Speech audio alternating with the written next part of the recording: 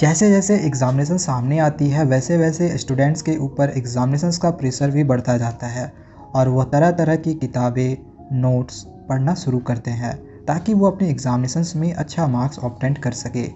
लेकिन उनके पास समय इतना कम रहता है कि वो इन नोट्स को और तरह तरह की किताबों को कहाँ से शुरू करें पढ़ना उन्हें ये पता नहीं चल पाती है।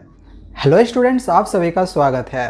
तो बच्चों, अगर आप लोग के पास समय कम है और चैप्टर्स बहुत ज़्यादा हैं तो सभी चैप्टर्स को किस तरह से आप लोग को पढ़ना है, कैसे हम लॉन्ग चैप्टर्स को कंप्लीट करेंगे और कम से कम समय में आप अपने एग्जामिनेशंस की बहुत अच्छे तरीके से तैयारी करके 95 प्लस मार्क्स ऑब्टेन करोगे।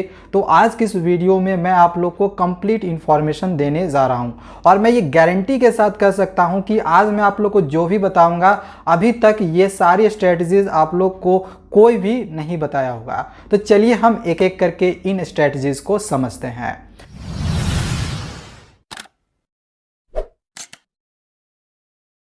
सो स्टूडेंट, सबसे पहला स्ट्रेटजी है ऑडियो विजुअल लर्निंग और ये आपका बहुत काम आने वाला है अगर आपके पास ज़्यादा समय नहीं है। तो अगर चैप्टर्स बहुत ज़्यादा है, पढ़ने के लिए समय कम है, तो ऑडियो विजुअल लर्निंग बहुत काम आने वाली है। अब इसका मैं आप लोग को एक छोटा सा एग्जांपल बताता हूँ और ये भी समझाता हूँ कि ऑडियो विजुअल लर्निंग आखिर करनी कैसे है। देखो, अगर कोई टीचर अगर आप लोग को पढ़ा रहा है किसी एक पर्टिकुलर जगह पे सिर्फ खड़े होके वो सिर्फ लेक्चर ही दे रहा हो, ना ही वो बोर्ड का यूज़ कर रहा हो, ना ही टीचर का कोई एक मूवमेंट है, बस एक जगह पे खड़े होके वो चैप्टर को एक्सप्लेन कर रहा है, लेक्चर दे रहा है, तो इससे क्या हुआ कि स्टूडेंट्स बोर हो जाएंगे, उनको पढ़ने में मज़ा नहीं आएगा।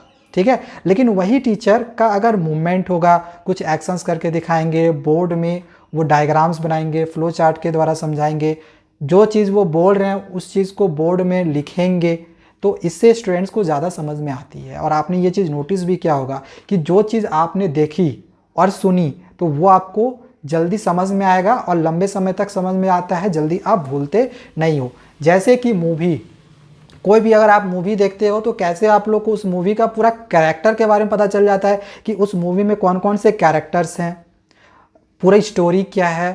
तो बिल्कुल हमारी लर्निंग भी वैसी ही है, चाहे आप इंग्लिश पढ़ रहे हो या फिर सोशल साइंस पढ़ रहे हो। सोशल साइंस में क्या है, पूरा का पूरा स्टोरी है, इंग्लिश में क्या है, पूरा का पूरा स्टोरी है।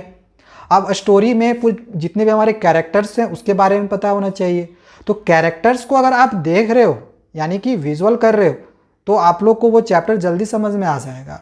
ठीक है। लेकिन अगर कोई उसी चैप्टर को बस हम क्या कर रहे हैं उसके बारे में बोलना शुरू किया और उसको पूरा लेक्चर उसके बारे में देते जा रहे हैं, एक्सप्लेन करते जा रहे हैं, उसको हम दिखा नहीं रहे हैं या फिर कुछ लिख नहीं रहे हैं, तो वो आपको समझ में नहीं आएगा। लेकिन उन कैरेक्टर्स को जब आप देखोगे, उसके बारे में लिखा जाएगा, पूरे स्टोरी को लिखा जाएगा, समझाया जाएगा, तो वो आपको जल्दी समझ में आएगा।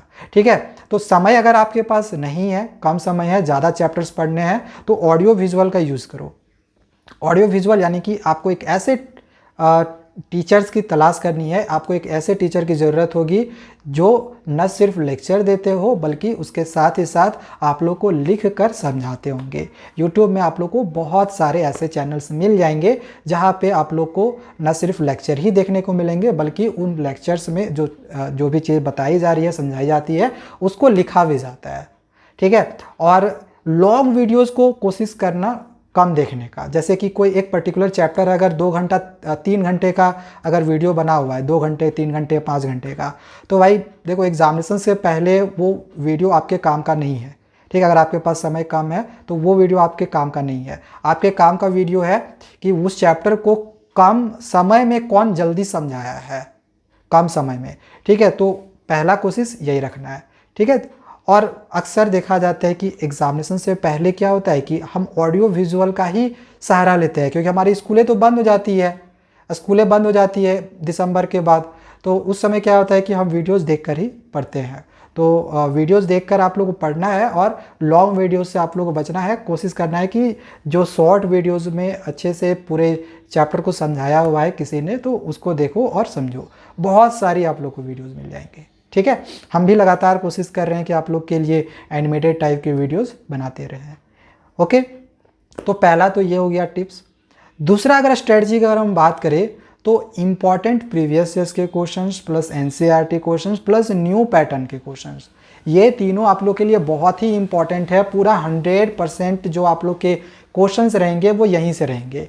कुछ क्वेश्चंस प्रीवियस ईयर से रहेगा, कुछ क्वेश्चंस आपके एनसीईआरटी से रहेंगे, कुछ क्वेश्चन आपका न्यू पैटर्न पे क्वेश्चंस बने हुए रहेंगे। ठीक है, न्यू पैटर्न में आपका केस स्टडी बेस्ड भी शामिल है, ठीक है, या कॉम्पिटेंसी बेस्ड भी शामिल है। और ये तीनों का हमें इम्पॉर्टेंट क्वेश्चंस चाहिए। ठीक है, हालांकि देखो जो प्रीवियस ईयर्स के क्वेश्चन है और एनसीईआरटी क्वेश्चन है, तो एनसीईआरटी बुक में आपको एनसीईआरटी क्वेश्चन मिल ही गए, या फिर प्रीवियस ईयर के क्वेश्चन अगर आप चाहो तो सीबीएसई के वेबसाइट से डाउनलोड करके आप देख सकते हो, आंसर की भी वहाँ पे अवेलेबल है। ठीक है, लेकिन उसमें से अब कौन सा हमारे लिए इम्पॉर्टेंट है ये हमारे लिए जानना ज़रूरी है। तो वो आप लोग को मिलेगा ये वाले बुक्स में जो कि एजुकार्ट की है।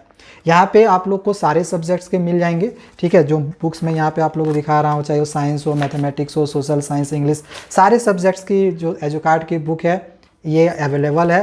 सैम्पल पेपर आ गई है। ठीक है, एजुकार्ट की सैम्पल पेपर निकाल दी गई है और इसमें आप लोग के जो भी एनसीईआरटी के इंपॉर्टेंट क्वेश्चंस हैं जो इंपॉर्टेंट है, ठीक है, इंपॉर्टेंट क्वेश्चंस, प्रीवियस ईयर्स के इंपॉर्टेंट क्वेश्चंस, और सीबीएसई ने जो अभी सैम्पल पेपर निकाली है ना, बिल्कुल उसके अकॉर्डिंग न्यू पैटर्न पे क्वेश्चन बनाई हुई है।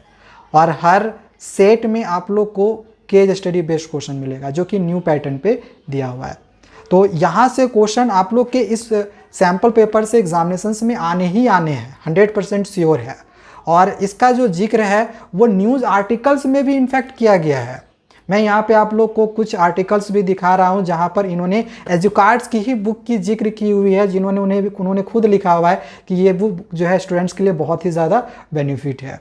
इसमें बहुत सारी यूज़फुल चीज़ें दी हुई है जो कि आप लोग के बहुत काम आने वाली है। ठीक है, और आप लोग के मैक्सिमम क्वेश्चन इस सैम्पल पेपर से मिलेंगे, तो मैं रिकमेंड जरूर करूंगा कि इस बुक को आप बाई कर लो। डिस्क्रिप्शन पे मैं लिंक दे रहा हूँ, आप चाहो तो वहाँ पे क्लिक करके इस बुक को तुरंत ही बाई कर सकते हो। ठीक है, सिंपली क्या करना है, उस पर क्लिक करना है, आप डायरेक्टली उस पेज पे पहुँच जाएंगे जहाँ पे आप लोग को इसका बाई लिंक मिल जाएगा। कमेंट बॉक्स में भी मैं इसमें पिन कर दूंगा, आप वहाँ से भी बाई कर सकते हो। ठीक है, बहुत सारे क्वेश्चन आप लोग को यहाँ से मिलेंगे, तो इस बुक से प्रैक्टिस करते रहें, इसको बिल्कुल भी ना छोड़िए, ये आप लोगों के लिए बहुत ही ज़्यादा इंपॉर्टेंट है।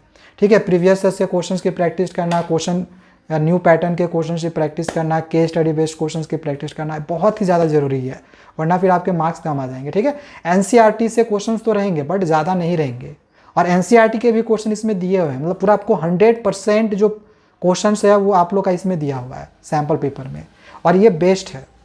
इनफैक्ट ना सिर्फ ये क्लास 10th का, 12th का भी अवेलेबल हो चुका है। ठीक है, फिजिक्स का आप यहाँ पे देख सकते हो, केमिस्ट्री का देख सकते हो, मैथमेटिक्स का भी है। आप लोग को जो भी सब्जेक्ट्स का लेना होगा, चाहे 10th हो या फिर 12th हो, आप ले सकते हो। दोनों क्लासेस का मैं लिंक डिस्क्रिप्शन पे दे दे रहा हूँ।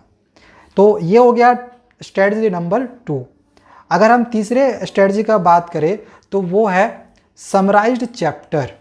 यानी कि देखो एग्जामिनेशंस के पहले ना आप लोग के पास ज़्यादा समय बचा नहीं होता है कि हम पूरे चैप्टर को एक बार में स्टडी करें, तो आपको एक ऐसे कंटेंट की ज़रूरत होती है जिसमें चैप्टर को कम से कम लैंग्वेज में पूरा चैप्टर को समझाया गया, यानी चैप्टर का पूरा एक समरी जो है वो बताया गया हो।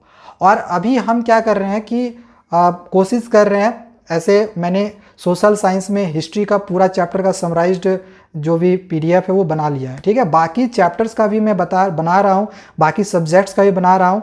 मैं कोशिश कर रहा हूँ कि आप लोग का जो भी समराइज्ड जो भी पीडीएफ होगा वो मैं जल्द से जल्द बना लूँ, और शायद मुझे उम्मीद है कि आप लोग का मैं नवंबर ख़त्म होते होते सारे सब्जेक्ट का और सारे चैप्टर्स का समराइज्ड पीडीएफ बना लूँगा। जैसे ही बन जाती है मैं आप लोग को अवेलेबल कर दूंगा, आप लोग को पूरा चैप्टर बहुत ही जल्दी समझ में आ जाएगा। ठीक है, या फिर मैं ही नहीं, अगर आप लोग को कहीं पर भी दूसरे जगहों से भी समराइज्ड चैप्टर मिलता है, सिर्फ इंग्लिश का ही नहीं, ऐसे इंग्लिश में जो स्टोरी है उसकी समराइज्ड बहुत जगह पे मिल जाएगी, लेकिन सोशल साइंस की बहुत जगहों पे नहीं मिलती है। ठीक है, तो सोशल साइंस का हो गया या फिर साइंस का हो गया, इनफैक्ट मैथमेटिक्स का भी, सभी सब्जेक्ट्स के समराइज्ड चैप्टर समराइज्ड जो स्टोरी होते हैं वो होते हैं। ठीक है, बट वो अभी तक स्टूडेंट को मिले हुए नहीं है, तो मैं बना रहा हूँ जिससे कि पूरा चैप्टर जो है आपको कम से कम समय में समझ में आएगा।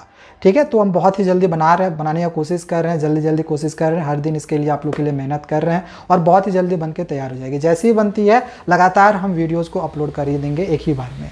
ठीक है, तो ये तो हो गया कि अगर आपको पहले अभी कहीं से भी कुछ ऐसा कंटेंट मिलता है जो समराइज्ड होता है उस चैप्टर का, तो उसको रख लो, हो सके तो लिख भी लो, नहीं तो आप प्रिंट आउट निकाल के रख लो। और आप देख लेना कि जैसे कोई एक चैप्टर है, कोई एक बड़ा सा चैप्टर है, उसको पढ़ने में अगर हमको समझने में 3 घंटा लग रहा है, अगर हम समराइज्ड PDF से या फिर नोट से, समराइज्ड नोट से अगर हम उसको हम आधे घंटे में ही समझ ले रहे हैं या फिर 20 मिनट में ही समझ रहे हैं, तो हम 3 घंटे का समय क्यों बर्बाद करें? हमारे पास ज़्यादा समय नहीं है, 3 घंटे का समय बर्बाद क्यों करें? हम क्यों नहीं 15 से 20 मिनट में ही समराइज चैप्टर को समझ ले, ठीक है। और समरी से आपको पूरा चैप्टर समझ में आ जाएगा, ये मैं गारंटी लेता हूँ, ठीक है। एक किसी पर्टिकुलर वीडियो में आप लोगों को समराइज चैप्टर के बारे में दिखा के बता के पढ़ाऊँगा भी, ठीक है। और जो भी समराइज्ड मैं आप लोगों को बात कर रहा हूँ और मैं जो बना रहा हूँ वो इंग्लिश प्लस हिंदी दोनों फॉर्मेट में बना रहा हूँ। तो इससे बेनिफिट ये होगा कि अगर इंग्लिश वाला कोई एक वर्ड है जो समझ में नहीं आ रहा है, तो उसका हिंदी लिखा हुआ है, आसानी से समझ में आ जाएगा, पूरा स्टोरी समझ में आ जाएगा तुरंत, ठीक है। तो बहुत ही जल्दी हम उसके लिए वीडियोज़ लाएंगे, तो चैनल को सब्सक्राइब करके आपको रखना है। ये हो गया तीसरा स्ट्रेटजी। नंबर 4 स्ट्रेटजी की अगर हम बात करें तो वो है, खास करके अगर हम क्लास 12th का बात करें तो 12th में फिजिक्स, केमिस्ट्री, मैथ्स, इन तीनों में बहुत सारा फॉर्मूला है, तो ऑल फॉर्मूला को याद कर लेना है, ठीक है। अब जितने फॉर्मूला है सबसे पहले कोशिश करो कि इसको याद कर लो। अगर पूरे फॉर्मूला की लिस्ट अगर आप लोग को चाहिए होगी तो कमेंट करना।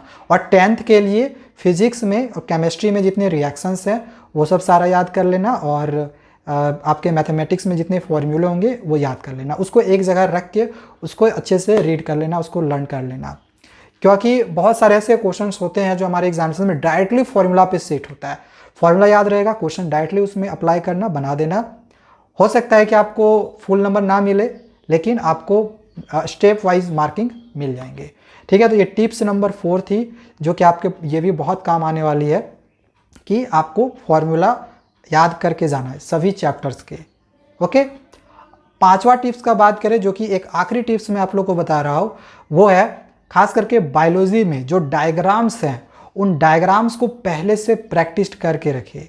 डायग्राम्स को प्रैक्टिस करके रखना, वरना फिर आगे चल के आपको बहुत ज़्यादा प्रॉब्लम्स हो सकती है। हो सकता है कि डायग्राम्स आ जाए और आप डायग्राम्स को बना नहीं पाओ या फिर लेवल नहीं कर पाओ। तो डायग्राम्स को बना के उनके पार्ट्स को भी याद रखना है। बायोलॉजी के लिए मैंने स्पेशली आप लोग को बताया हुआ है, ठीक है। बाकी अगर दूसरे सब्जेक्ट्स में अगर कहीं कहीं कुछ अगर डायग्राम्स होंगे तो उसको भी देख लेना। डायग्राम्स बहुत ज़्यादा नहीं है, कम है, तो इस वजह से मैं कह रहा हूँ, उसको अच्छे से एक बार देख लेना, ज़्यादा समय उसमें आप लोग का लगेगा नहीं, ओके। एंड फाइनली, जो कि मैं कोई टिप्स नहीं देना चाहूँगा, बस एक बात आप लोग से कहना चाहूँगा कि आपने जितनी भी अभी तक स्ट्रेटजी को अभी तक देखी और समझी, तो इन सब के लिए एक बहुत ही इम्पॉर्टेंट चीज़ हमारे लिए होती है, वो है रिवीजन, लगातार रिवीजन और प्रैक्टिस।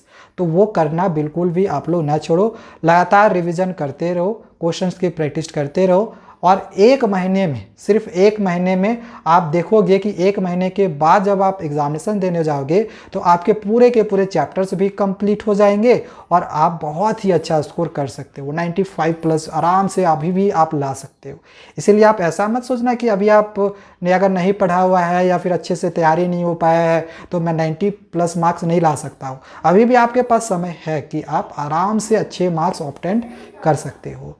सो आज के लिए इतना ही, मिलते हैं नेक्स्ट वीडियोज़ में। चैनल को सब्सक्राइब करके रखें। Thank you, bye bye.